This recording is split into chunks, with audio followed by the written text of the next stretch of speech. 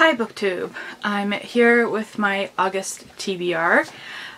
If you didn't know, I've rearranged my bookshelf by color now, and I've decided that's how I'm going to do my TBRs now, to be less stressful. So I have like 10, there's more than 10 colors, but like I grouped some colors together. So I'll show you my bookshelf and tell you the colors. So the colors are purple, blue teal, or teal green, depending on what book I want to read from there. So the teal will either go with the blue books or with the green book. Yellow, orange, red, brown, and cream are together. Then white, or gray and black, because there's some gray books in there as well, and then multicolored books. So that will give me 10 books on my TBR, plus maybe like an ebook and an audiobook on top of that. So let's get into it. I'm also going to be doing it from prompts, so the prompts will have to match colors. So yeah, let me just pull out. I'm just going to pull out 10 prompts and then I'll go find the books. I think that'll be easier instead of pulling a prompt and finding a book in case there's multiple books that could fit that prompt, if that makes sense. So we got our first one here, which is super easy. It's free choice. Free choice. Okay, that's cool. Our next prompt is this one, a mass market paperback. I think I know what I'm going to go for that. Let's pull out another one. Number 3 is, a book by favorite author. Haven't a book for that in mind, but let's see, that's 3 so far. Number 4, okay, another free choice. I threw a lot of free choices in here because I don't want to be like, read your least favorite book, because those books aren't on my shelf. So 4. Number 5 is a Russian classic. Yeah, okay. That kind of limits that choice there. 5. This one, this one's backwards. A naked hardcover. So that means either I've lost a dust jacket or it didn't have a dust jacket to begin with. That's what I'm interpreting that as. So that's 1, 2, 3, 4, 5, 6.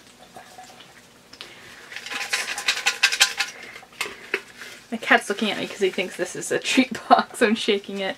6, so this is number 7, and that's going to be a mystery, as in the genre mystery.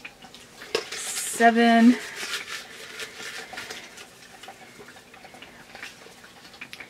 Number 8 has food on the cover. Okay. Number 9 is under 200 pages. See, I was nice to myself. And lastly, number 10 will be this one. Published pre-1800. Okay. So those are my 10 classics from my little Love, Hope, Give robot here.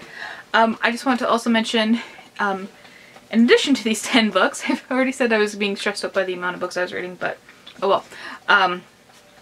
I will also be finishing Midnight Tides by Erikson.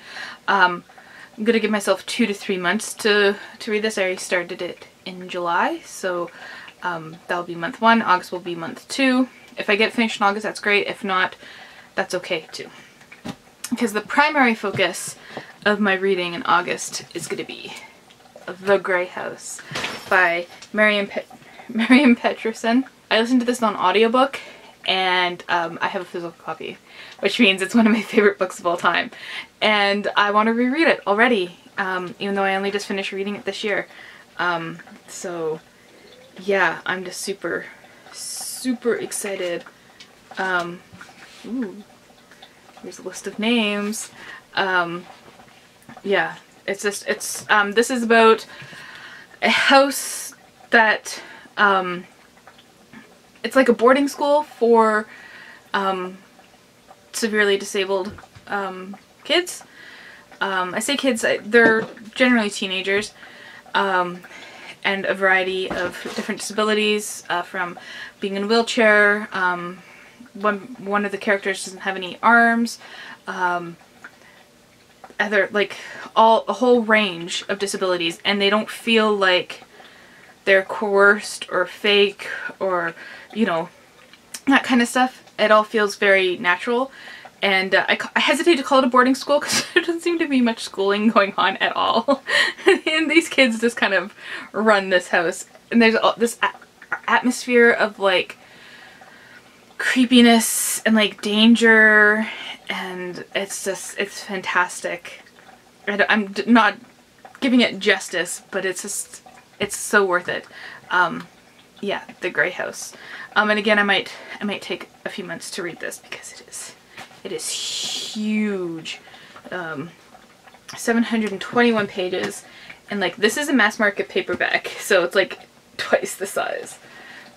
Yeah, so I'm just gonna go pick out my topics in all the different colors, and I'll be back. So I'm back with my choices. Let me just hold up my rainbow stack here, and I'll just start with what's on top. This is my multicolored book because the spine is both red and green, and this is Tell It to the Trees by Anita Badami, and this is a book by one of my favorite authors. Anita Badami is an Indian-Canadian author, and I've loved every book I've read by her, and I discovered this unread one on my bookshelf. Now it does have a winter scene and Christmassy colors, but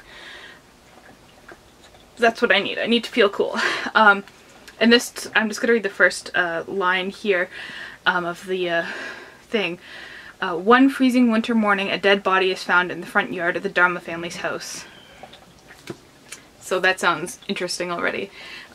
Yeah, I'm really looking forward to that one.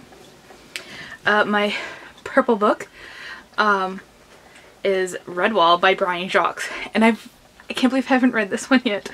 Redwall is, well, it looks absolutely terrifying. If you look here, there's a bunch of rats. It's focusing on my face. It's a bunch of rats, and there's like this horse going like mad. Oh boy. All I know about Redwall is that it's about a bunch of small critters, like in a fantasy setting. They're in a castle. So as Redwall Abbey's creatures bask in the glorious summer of the late rose, all is quiet and peaceful, but not for long. Clooney the Scourge is coming, and the evil one-eyed rat warlord is prepared to do bloody battle to get exactly what he wants, Redwall. My blue book is this little tiny itty-bitty thing called Your Healing is Killing Me by Virginia Grise, and this is a performance manifesto based on lessons learned in San Antonio free health clinics and New York acupuncture schools from the treatments and consejos of curanderas, abortion doctors, Marxist artists, community health workers, and Burgie dermatologists. One artist's reflection on living with post-traumatic stress disorder, ansia, and eczema in the new age of trigger warnings, the master cleanse and crowdfunded self-care.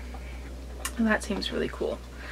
Oh, and that filled the prompt of, I think, free choice. Yes, it was a free choice pick there. Okay, this one is a wee bit of a stretch, I thought I had more books with food on the cover. Apparently I don't have as many as I thought it did. So I kind of cheated. It technically has food on the cover, but it's not a picture. It's a word. And that's the sweetness at the bottom of the pie. And I guess you can eat crow. Isn't that a saying too? Eat crow.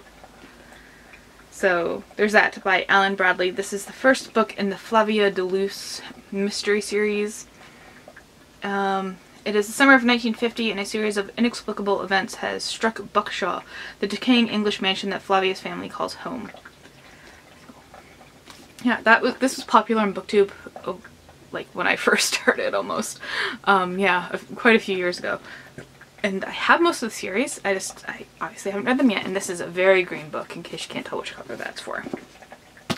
My yellow book is another free choice book, and that is Heidegger and Hippo walk through those pearly gates, using philosophy and jokes to explore life, death, the afterlife, and everything between, by Thomas Cathcart and Daniel Klein. And this is a philosophical quest, this time to the edge of the pearly gates, to discover just what the great philosophers, theologians, psychotherapists, and wise guys have to say about life, death, and the hereafter. I noticed in my selections I didn't have a book on religion, and so when free choice came and the only color left was yellow, I decided to choose this book. Yeah, it sounds really cool. For book published pre-1800s, I thought it'd be a pretty safe bet to go with a Penguin classic, but all my Penguin classics are like published in the 1900s. But I did find this orange book, and this is Robinson Crusoe by Daniel Defoe. And I asked Google when this was published, and it said 1700 something. But this book is one of those really old books that has like no copyright page. To Helen from Dad and Mom. Aw, it's my book now. It just has a map here, where that's not even a map, that's just a author's preface, and printed in the United States of America, so I don't know when this is from, but it's definitely 1700 something. Yeah, Robinson Crusoe, it's a classic. The greatest story of life on a desert island ever told. The wonders of the tropics. How nature in its rich primeval state can serve man.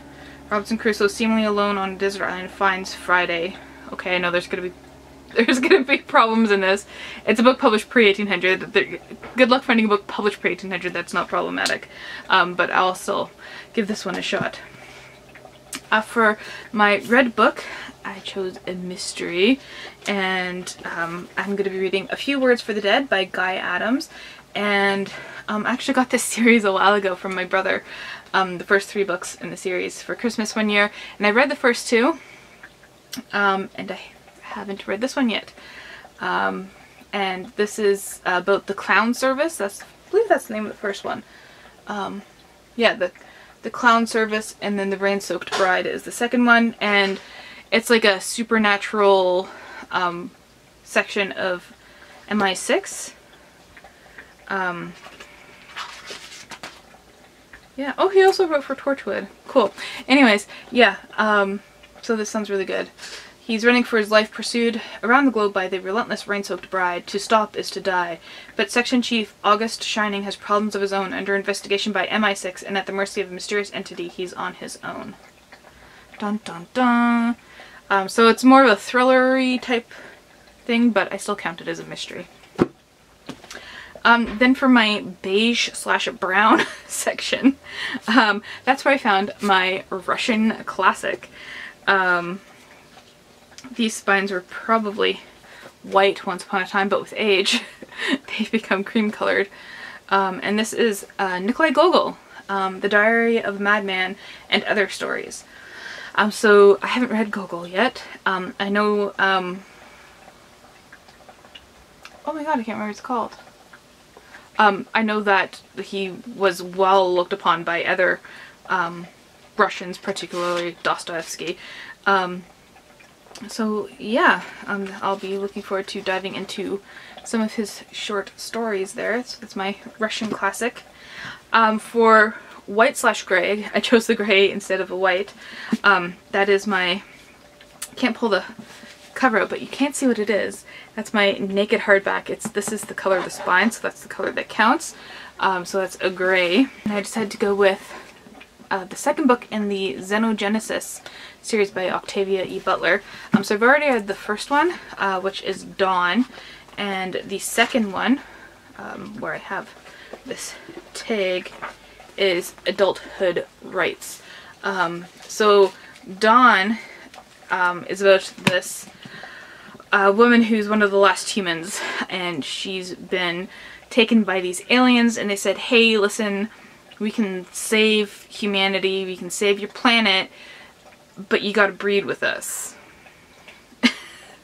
Yeah, it sounds like alien porn, and a bit of it is, I'm not gonna lie, but there's a lot of other stuff going on, like what it means to be human.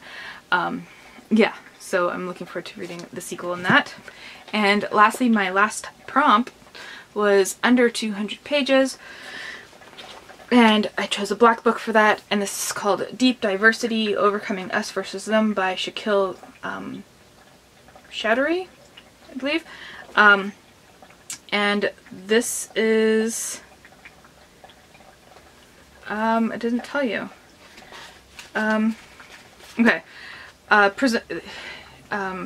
Choudhury presents a uniquely accessible combination of personal observations and scientific evidence to make a convincing case for deep diversity. His words are honest and disarming, and the book's framework is both original and needed. The exploration of us and them is gripping, fast-paced, and immediately practical for businesses, school, and everyday life.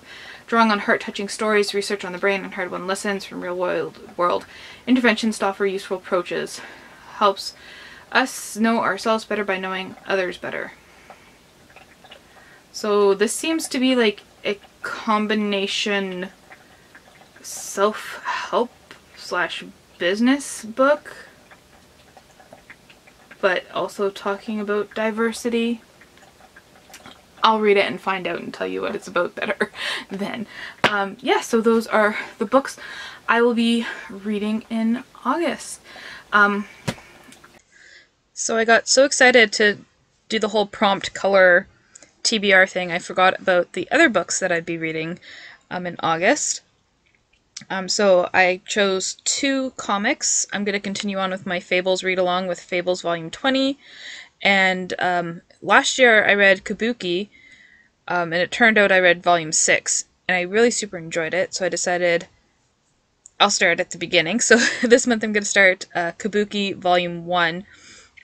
And that is about a spy created by the Japanese government, and her dealing with a lot of psychological issues, primarily from her like childhood, and you know, being forced and trained into this role as a spy.